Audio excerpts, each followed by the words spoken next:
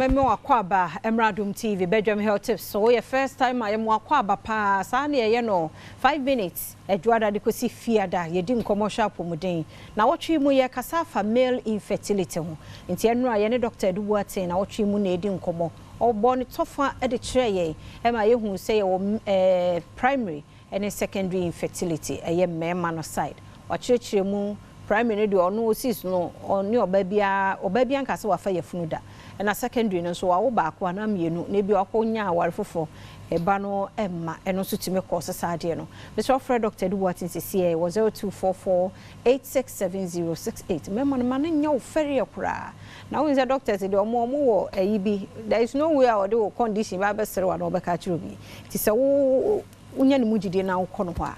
Kidi yese ho beto ene ka ho asem nso ntino e kire so betumi aye ti enko endpoint Homeopathic clinic yenko je ayarehwe dog na so na as na we de me fa we mefem on say be ma bia ne hunsuo no aba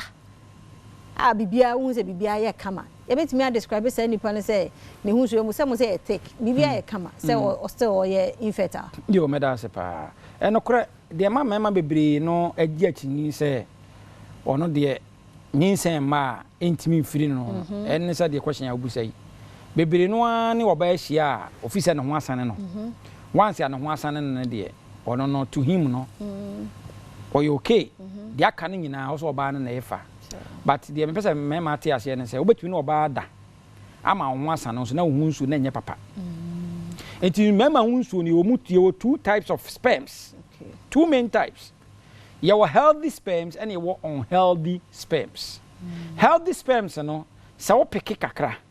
Now the coffee one was why I say microscope ni mo. Uba say sperm na ho de ni gina 200 and kwam one was sperms ni mo no. E gina 200 to 300 million sperm count. Hey, million. Yes, millions. Enti you have sperm no and kwam one no spermatozoa no. E yet say tadpole. Tadpole, te say de so wakọ stream omo amatena ye atena kurase da no wo so obekọ nsuo mu no na bi aponchani atonkusua na fish on fish and fingerlings no on say kete na omo ye bo se wotre e wo body and wo tail sana ye sperm be ma bia sperm sana tie edinti sperm no obi ho obetumi na oba ahia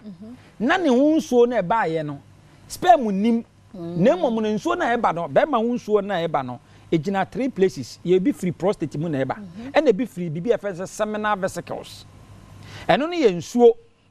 san nsuo na eba no ene na boa sperm no ma sperm ni timi swimi okay sperm no aye nkwamwa enti nkwamwa ne hia a medium to swim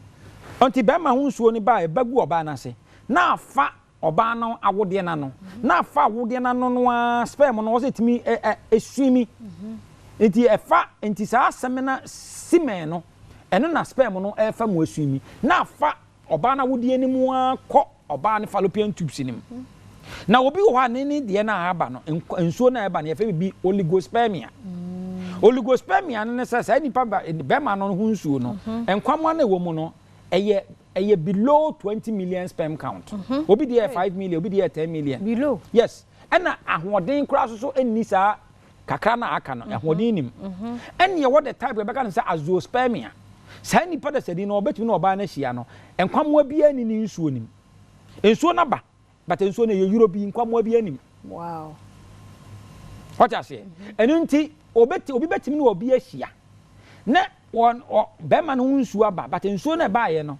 enkwamwa bia nim eno be do hu se enkwamwa ye fie ni hu eno no next day topic ye be dive amedi mema wo hunu kwan a se wo pese wo hunu ene ye be call the signs and symptoms kwan a be hunu se me hunsuo wei menye doctor menye lab but me suspecting nsuo wei say nsuo wei there is a problem with it okay so enti the person my Matthias ye nyina no say so wo no yere nyinsem ma mesraw enka oba no nko atiko se wonko endpoint clinic enko sa ne ho yade so be ma so oba ne nsa na memma o se yete ase say enye ma is not a tester be ma bi wo no akosua atenan akosua ntimenyeme na wa move to afia me pese me try where bi akosua na ntime nwo na wa akosua afia sunsun ntime nyem no na wakoya aso e ma nye tester yes aye de test ehun se me wo anase mi ntime nwo chena ye be dive ni ahwe the signs and symptoms endpoint Homeopathic clinic yade bi ha wo bia frɛ number yi so 0244 86 70 68 0244 86 70 68. Yada Dr. Dubuati ase ochna sabre ya 5 minutes yen che wada wo masa twen yen biem ne yen toa male infertility no eso mede afia amankwa tamaklo